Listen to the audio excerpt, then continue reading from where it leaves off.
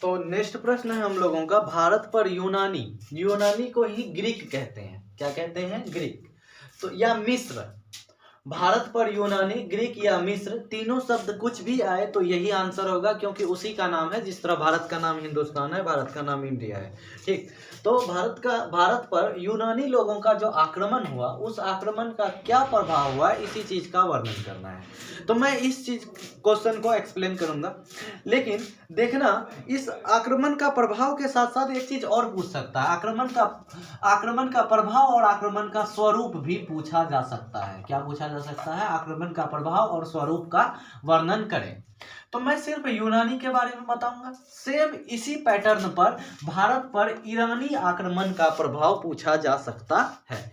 तो आप लोगों के लिए एक विशेष जानकारी यह है कि मैंने जब गहन अध्ययन किया हिस्ट्री ऑनर्स और हिस्ट्री सब्सिडरी का, तो पता चला हिस्ट्री ऑनर्स का जो पेपर 1 है और हिस्ट्री सब्सिडरी जो है बीए पार्ट 1 का, दोनों सेम है, कुछ भी अंतर नहीं है। क्वेश्चन को 1 नंबर के जगह 3 नंबर क्वेश्चन कर दिया। जिस तरह ऑनर्स वाले में ये 6 या 7 नंबर क्वेश्चन है, जबकि सब्सिडरी वाले में ये क्वेश्चन का नंबर 13 नंबर क्वेश्चन है, ठीक। तो एक भी क्वेश्चन अलग नहीं है, बिल्कुल सेम है। पेपर 1 ऑनर्स वाले का और सब्सिडरी वाले का जो एक ही पेपर है, वो क्या है, बिल्कुल सेम है। तो इसीलिए पेपर 1 के लिए जो भी क्लास हो रही है वो दोनों के लिए बराबर रूप से, बिल्कुल बराबर रूप से उपयोगी है। तो हम लोग देखेंगे भारत पर यूनानी या ग्रीक आक्रमण का स्वरूप क्या था और उसका प्रभाव क्या था। तो पहले स्वरूप पर चर्चा कर लेते हैं। तो भारत पर अगर बोले, आप गौर से देखिएगा, भारत पर यूनानी आक्रमण जो हुई, भारत पर यूनानी आक्रमण सिकंदर के नेतृत्व में हुई। किसके नेतृत्व में? सिकंदर के नेतृत्व में हुई। और सिकंदर भारत पर आक्रमण करता है 327 बीसी में। किसमें? 327 बीसी में सिकंदर के नेतृत्व में भारत पर यूनानी आक्रमण हुई, जो कि अगर 327 याद नहीं है तो 4वीं शताब्दी ईसा पूर्व में क्या हुआ, आपका सिकंदर का भारत पर आक्रमण होती है, जो यूनानी आक्रमण का स्वरूप था, यूनान देश का रहने वाला था। तो अब देखो, इसके आक्रमण के विषय में, आक्रमण के स्वरूप के विषय में इतिहासकारों का 2 मत है।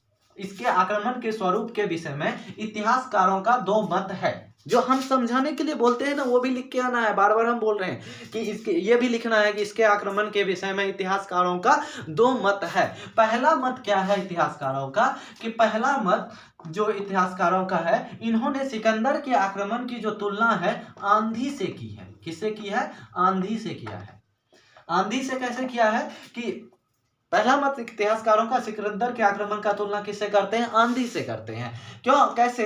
कि सिकंदर एक आंधी की तरह आते हैं और भारत पर छत मिछत मचा देते हैं, भारत का तहस नहस कर देते हैं। ये भी लिखना है, भारत को छिन्न भिन्न कर देते हैं, भारत को छिन्न भिन्न कर देते हैं और फिर वापस चले जाते हैं। और लगभग इस दौरान वो भारत में 19 महीने तक रहता है। कितने महीने तक रहता है? 19 महीने तक रहता है। और 19 महीने तक लगातार युद्ध कर दे, आक्रमण कर दे के बाद अंततः सिकंदर लौट जाता है। तो इसे भारतीय लोग जो है, इस प्रथम मत के अनुसार भारतीय लोग इसे बुरा सपना समझकर भूल जाते हैं, बुरा सपना समझकर भूल जाते हैं और पुरानी जीवन जैसे जीते थे उसे जीने लगते हैं। तो यह स्वरूप के बारे में चर्चा कर रहे हैं हम लोग। भारत पर यूनानी आक्रमण सिकंदर के माध्यम से हुआ, ठीक।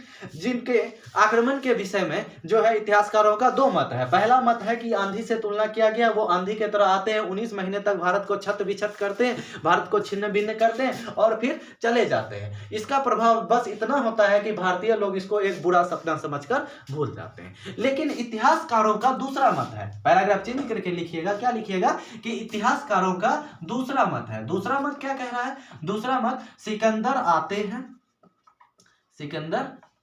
आते हैं,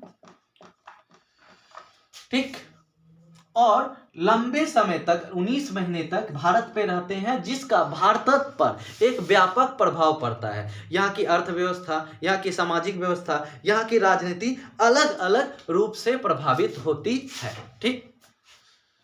कुछ इतिहासकारों का मानना है, कुछ अन्य इतिहासकारों का मानना है, क्या मानना है इतिहासकारों का, कि सिकंदर का आक्रमण क्या बोल रहे हैं, सिकंदर का भारत पर आक्रमण साहसपूर्ण कार्य तो था।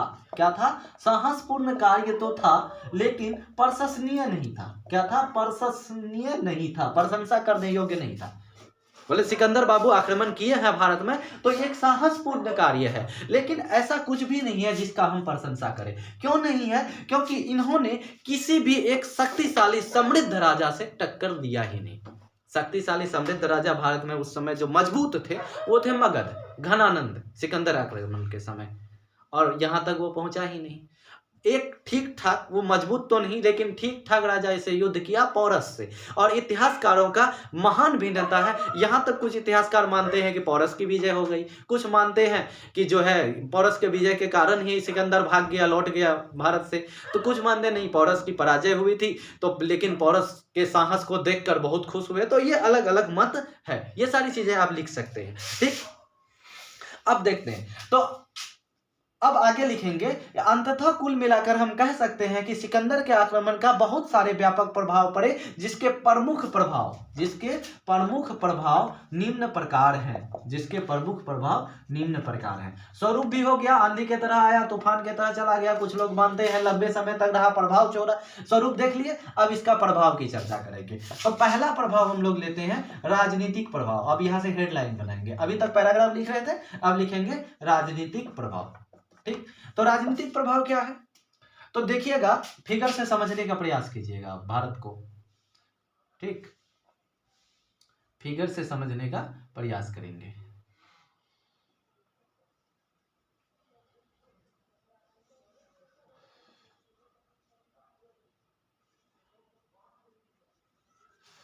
भारत में यहां हिमालय है, ठीक, और आप दक्षिण भारत की अगर बात करें तो ये समुद्र से घिरा हुआ है। ठीक, तो एक तरफ हिमालय और बाकी तीन तरफ समुद्र से घिरा हुआ, और ये वाला जगह जो है आपका खुला मैदान है। क्या है, खुला मैदान।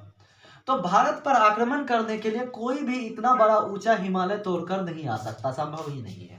और उस समय किसी भी राज्य के पास इतनी बड़ी जल शक्ति नहीं थी कि समुद्र से भारत पर आक्रमण करता।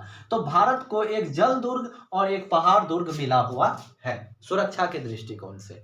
तो भारत पर आक्रमण करने के लिए एकमात्र रास्ता है, ये देखो ऊपर में उत्तर और इधर पश्चिम, वो है आपका पश्चिमो उत्तर प्रांत।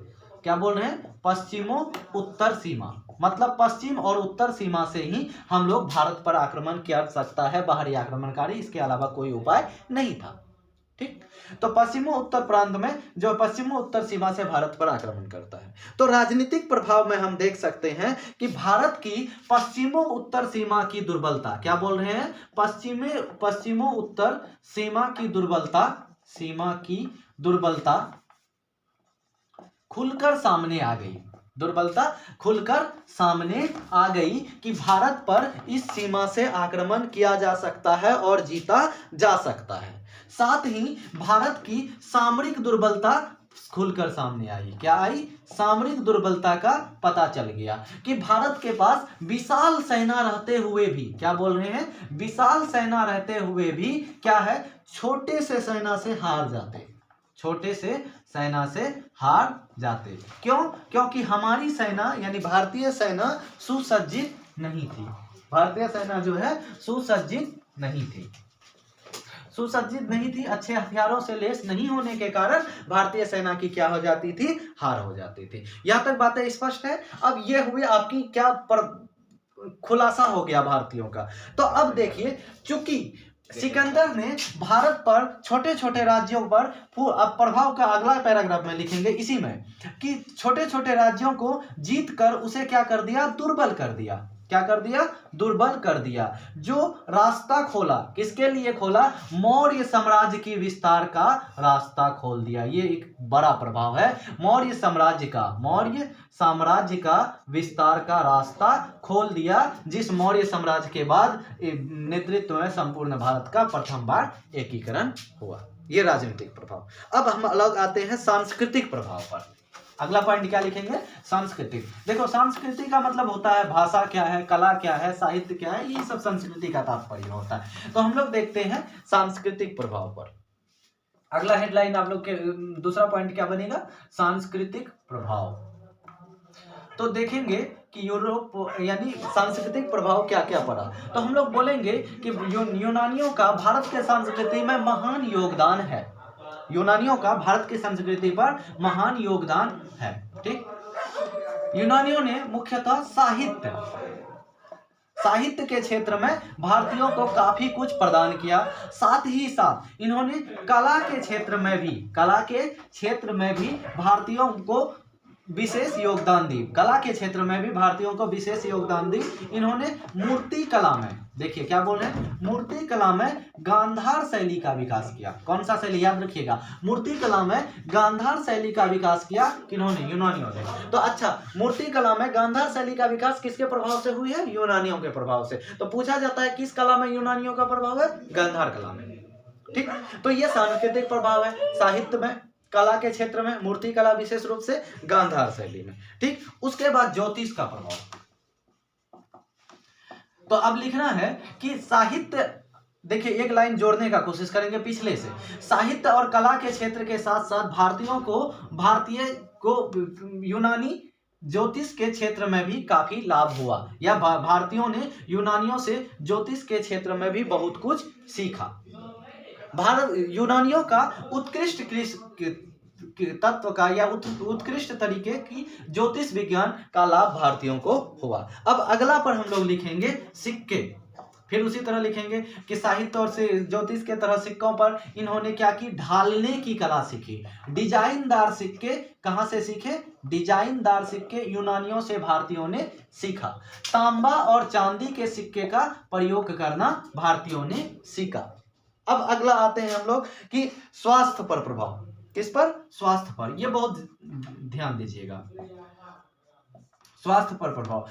ऐसा माना जाता है कि भारतीय स्वास्थ्य के, या बोल सकते हैं वेद, भारतीय वैद्य, प्रसिद्ध वैद्य चरक, भारतीय प्रसिद्ध वैद्य चरक यूनानी वैद्य हिप्पोक्रेटस, क्या नाम है इनका, हिप्पोक्रेटस के बहुत सारे सिद्धांत और बहुत सारे नियम जो है साम्य खाते हैं, मतलब मेल खाते हैं, एक दूसरे से मिलते जुलते हैं, जिससे यह पता चलता है कि यूनानियों का प्रभाव भारत के स्वास्थ्य शैली में या चिकित्सा शैली में भी रही है। किस पर, चिकित्सा शैली पर भी रही है। अगला किस पर देख सकते हैं, अगला पर व्यापार और वाणिज्य पर। तो अब देखिए, सिकंदर के आक्रमण के बाद बहुत सारे व्यापारिक मार्ग भारत और यूनान के बीच में खुल गए, और ये मार्ग समुद्र यानी जल के मार्ग से भी होने लगे और उसके बाद स्थल के मार्ग से भी होने लगे। तो ये व्यापार और वाणिज्य, दोनों के बीच में व्यापार और वाणिज्य में काफी ज्यादा वृद्धि हुई, जो दोनों की अर्थव्यवस्था को क्या किया, बढ़ाया। ठीक, उसके बाद अन्य प्रभाव पर देखें तो क्या बोल रहे हैं, अन्य प्रभाव। अन्य प्रभाव में मुख्यतः लिखेंगे भारत और यूनान के बीच दार्शनिकों का स्वच्छंद रूप से आना जाना शुरू हो गया। दार्शनिकों का स्वच्छंद रूप से, मतलब आसानी से दार्शनिक आने जाने लगे। इसका व्यापक यानी एग्जाम्पल, यानी देख सकते हैं, इसका प्रसिद्ध उदाहरण सेल्यूकस निकेटर का राजदूत मेगास्थनीज का। कौन, मेगास्थनीज सेल्यूकस निकेटर का राजदूत था, जो कि चंद्रगुप्त के दरबार में आया था। तो ये आपका था भारत पर यूनानी आक्रमण का स्वरूप क्या थी और प्रभाव क्या था, आपको समझ में आ गई। और सेम प्रोसेस पे ईरानी प्रभाव, यूनानी के बाद क्या बोल रहे हैं, ईरानी। सेम पॉइंट्स बनेंगे, राजनीति पर क्या पढ़े, ज्योतिष पर क्या पढ़े, संस्कृति पर क्या पढ़ा, स्वास्थ्य पर क्या पढ़ा, व्यापार पर क्या पढ़ा, अर्थव्यवस्था पर क्या पढ़ा, ये सारे पॉइंट्स बनेंगे। तो इसीलिए आप लोग जो है भारत पर ईरानी प्रभाव को खुद से देखेंगे। नेक्स्ट क्लास हम लोगों का भारत पर बौद्ध और जैन, बहुत ही इंपॉर्टेंट क्लास, जो कि उसमें से एक क्वेश्चन तो पक्का गारंटी रहेगा ही रहेगा। अब तक जितनी क्लास हो चुकी है, इसमें से 2 क्वेश्चन पक्का रहने वाला है, 10 मार्क्स और 20 मार्क्स का, और बौद्ध और जैन से 1 क्वेश्चन पक्का रहेगा। तो इसीलिए बहुत जल्द, मतलब अब मुश्किल से 2 या 3 क्लास में आपका ये हिस्ट्री का पेपर 1 समाप्त हो जाएगा। ठीक है।